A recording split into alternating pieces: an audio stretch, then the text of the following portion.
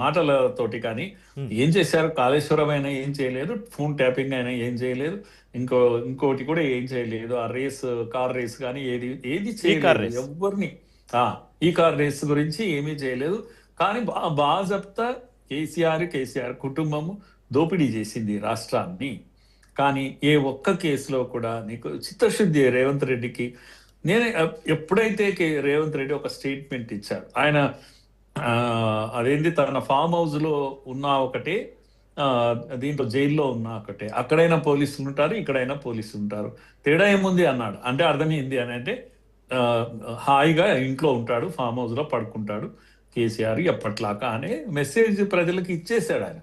తనకు అటువంటి ఇంటెన్షన్స్ ఏం లేవు, ఏ అంత నా సత్వ కూడా నాకేం లేదు అనే విషయాన్ని ఆయన ఎప్పుడో చెప్పేశాడు, మాటల్లోనే చెప్పేశాడు. ఇప్పుడు దీన్ని డ్రామా కొనసాగిస్తా ఉన్నారు.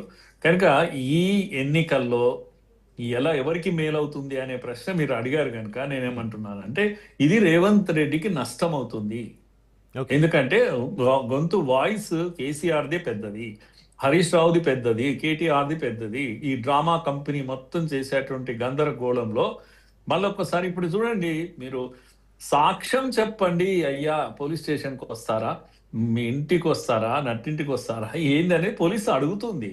ఇంత సిన్సియర్గా అడిగింది అంటే చివరకు అవును 65 ఏళ్ల వయసు అబోవ్ ఉన్న వాళ్ళను మేము పిలవాల్సిన పని లేదు, మీరు చెప్తే మీ ప్లేస్కి మేము వస్తాము, నందినగర్కు రమ్మంటారా, కేవలం అక్కడికి రాలేము ఫామ్ హౌస్ కానీ హ్మ్. ఇక్కడికి వస్తామని చెప్పారు. పోలీస్ స్టేషన్కి మీరు వస్తే ఇంకా సంతోషిస్తాం, మీరు ఎక్కడికైనా రమ్మంటే వస్తాం.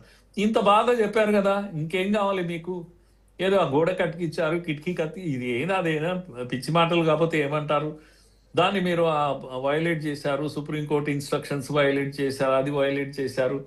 వైలేషన్ ఇవన్నీ పక్కకు పెట్టు, నువ్వు ఈ బెడ్రూమ్ లోకి బాత్రూమ్ లోకి తొంగి చూసావా లేదా?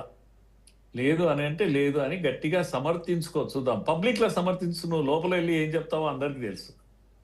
నేను అడుగుతున్నాను, నువ్వు పబ్లిక్ లో సమర్థించుకో. అటువంటి విధవ పని నేను ఎందుకు చేస్తాను?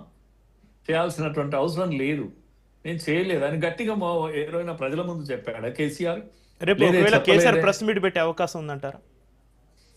పెడతాడు. పొలిటికల్ గా లబ్ధి పొందుతాము దీంట్లో అంటే తప్పకుండా పెడతాడు. హ్మ్. ఒక గంట తల ఊపుతాడు, అందరినీ తల ఊపిస్తాడు.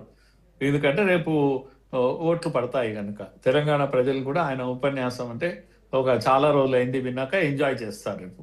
నేను అనుకుంటాను పెడతాడు ఆయన, హ్మ్. పెడతాడు. రక్తి కట్టించేటువంటి ఉపన్యాసం కూడా ఇస్తాడు తప్పకుండా. హ్మ్. రేవంత్ రెడ్డి ఆ తాను అనుకున్నాడు, తాను దీన్ని ఉపయోగిస్తున్నానని. కాదు కాదు, ఇప్పుడు కేసీఆర్ ఉపయోగించుకుంటాడు దీన్ని, ఈ డ్రామా తప్పకుండా.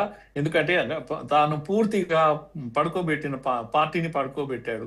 హ్మ్. నిద్రపోతున్న పార్టీ, క్యాడర్ కు ఉత్సాహం లేదు, అందరూ పూర్తిగా దీంట్లో పడిపోయారు. కనుక వాళ్ళను లేపాలి, నిద్ర లేపాలి.